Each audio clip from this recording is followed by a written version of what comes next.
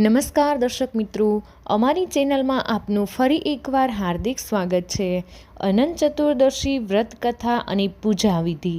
આ વ્રત કરવાથી સૌભાગ્યની રક્ષા અને સુખ ઐશ્વર્ય પ્રાપ્ત થશે। અગ્નિપુરાણ મુજબ અનંત ચતુર્દશી પર ભગવાન વિષ્ણુના અનંત સ્વરૂપની પૂજા કરવામાં આવે છે। ભાદરવા મહિનાની શુક્લ પક્ષની ચતુર્દશીને અનંત ચતુર્થીના સ્વરૂપમાં માનવામાં આવે છે। આ દિવસે ભગવાન અનંતની પૂજા કરવામાં આવે છે। આ દિવસે મહિલાઓ સૌભાગ્યની રક્ષા તથા સુખ અને ઐશ્વર્યની પ્રાપ્તિ માટે વ્રત રાખે છે। આ વિધિથી કરવું અનંત ચતુર્દશીનું વ્રત।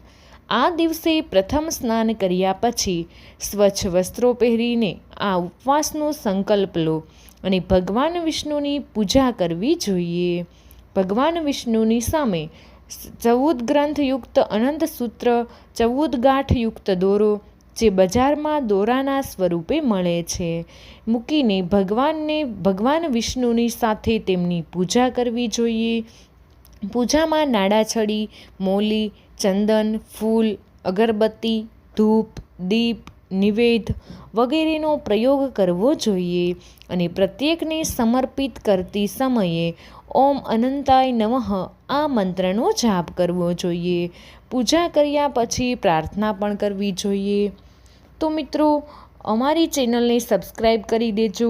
ચેનલ પર પહેલી વાર આવ્યા હોય તો વિડીયોને લાઈક કરી દેજો અને તમારા બધા જ મિત્રો સાથે વિડીયોને શેર કરી કમેન્ટ બોક્સમાં જય ગણપતિ દાદા લખવાનું ભૂલશો નહીં।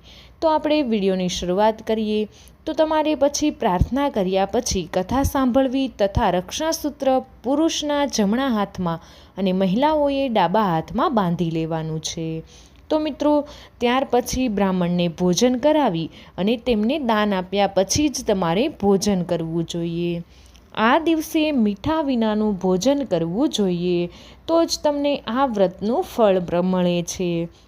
મિત્રો, અનંત ચતુર્દશીની કથા। પ્રાચીન કાળમાં સુમંતુ નામના ઋષિ હતા। તેમની એક પુત્રી હતી જેનું નામ શીલા હતું।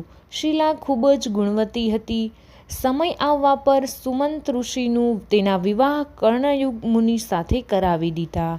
ભાદરવા મહિનાની શુક્લ પક્ષની ચતુર્થીના દિવસે શીલાએ અનંત ચતુર્દશીનું વ્રત કર્યું અને ભગવાન અનંતનું પૂજન કર્યા પછી અનંત સૂત્રને પોતાના ડાબા હાથમાં બાંધી લીધું।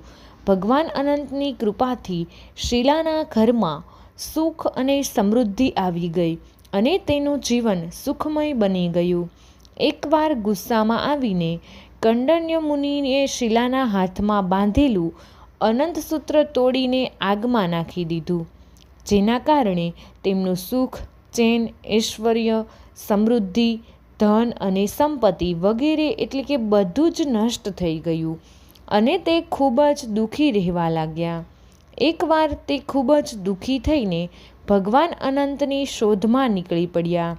ત્યારે ભગવાને તેમને એક વૃદ્ધ બ્રાહ્મણના સ્વરૂપમાં દર્શન આપ્યા અને તેમને અનંત ચતુર્દશીનું વ્રત કરવા માટે કહ્યું।